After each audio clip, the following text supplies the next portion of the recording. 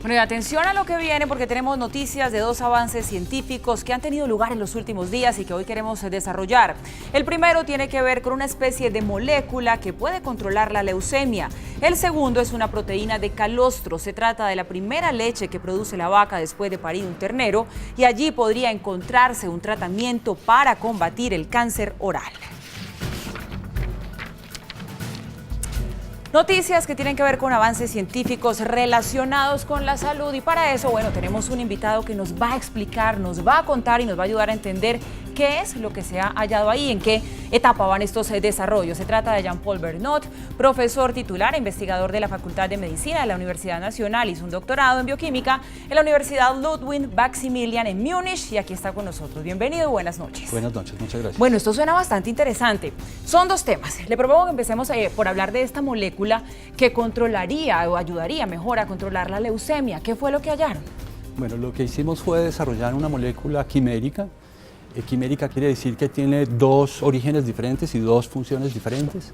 En el cáncer, en especial en la leucemia, hay muchas moléculas que están desreguladas.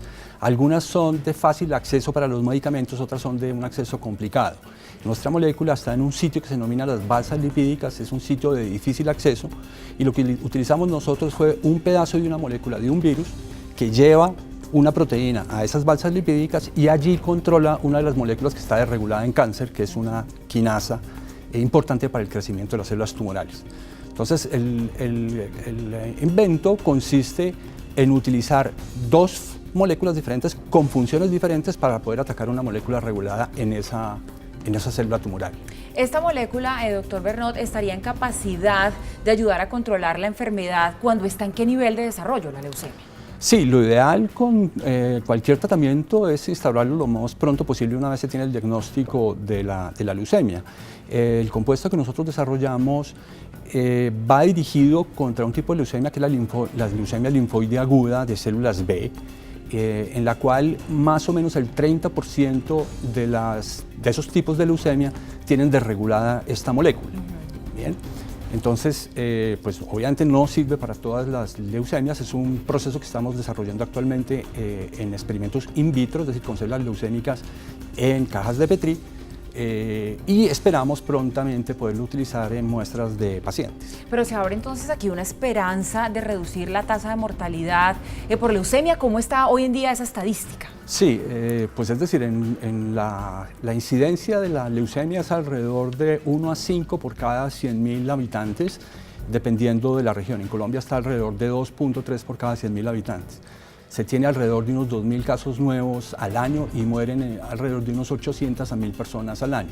De tal manera que de todas maneras sigue siendo un problema de salud pública importante la leucemia, por supuesto, y cualquier desarrollo que se haga en ese sentido, pues viene a sumarse a los otros medicamentos que existen y que se están desarrollando en el mundo.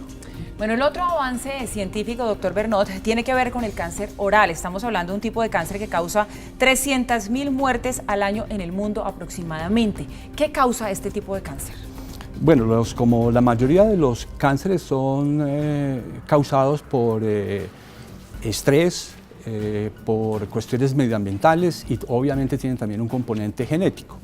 Este otro compuesto es un compuesto que es aislado de la leche, es una proteína que es la lactoferrina. Nosotros estudiamos junto con el grupo de farmacia de la Universidad Nacional y el grupo mío de la Facultad de Medicina, un pedazo de esta proteína que se sabía que tenía propiedades antimicrobianas, pero probamos que tiene entonces una muy buena capacidad de inhibir las células de cáncer oral. Pero como lo decíamos nosotros en la información cuando introducíamos el tema, ¿es en el calostro?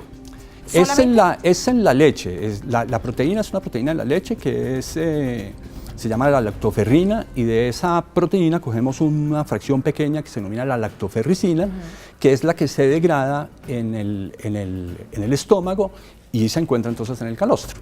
¿Cómo funcionaría ese tratamiento? Asumo que están en fase de investigación, sí, todavía no muy avanzada, pero ¿qué luces tienen hasta ahora? Para el primer caso, el péptido quimérico, sabemos que el péptido va a la membrana y ahí bloquea el crecimiento de las células por el bloqueo de una enzima específica.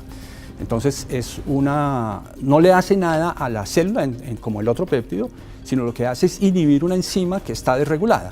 Entonces la célula simplemente va a no recibir señales de sobrevida y va a terminar muriéndose. En el otro caso, el péptido lo que hace es romper la membrana. Entonces, al romper la membrana, la célula pierde su integridad y se muere. Entonces, son dos mecanismos diferentes de dos péptidos diferentes. ¿Qué sigue ahora en este proceso de la investigación y cuáles son las fases que vienen a continuación? Se lo pregunto porque seguramente tenemos muchas personas que nos ven hasta ahora con esa luz de esperanza, con esa ilusión, como yo lo decía ahora, bien sea para ellos o para algún familiar que esté padeciendo estas enfermedades. Y en el caso de la leucemia vamos a iniciar unos experimentos con muestras de pacientes. ¿Qué quiere decir eso? No vamos a aplicar los péptidos a los pacientes, sino vamos a tomar las muestras de los pacientes y vamos a mirar si los péptidos tienen capacidad inhibitoria. En ese sentido, pues estamos muy esperanzados en la medida que las células que nosotros estamos utilizando ahora son células que son muy malignas, son células que se han establecido en cultivo y que tienen una capacidad de crecimiento mucho mejor que las células de los pacientes. Entonces, en estas células in vitro hemos obtenido unas inhibiciones entre 50 y 70%. Esperamos que con las muestras de los pacientes podamos tener unas inhibiciones cercanas al 90%. Entonces, eso es lo que se seguiría. Posteriormente, tocaría hacer unas pruebas de seguridad y posteriormente podríamos pensar en que tenemos un medicamento que pueda ser aplicable a humanos.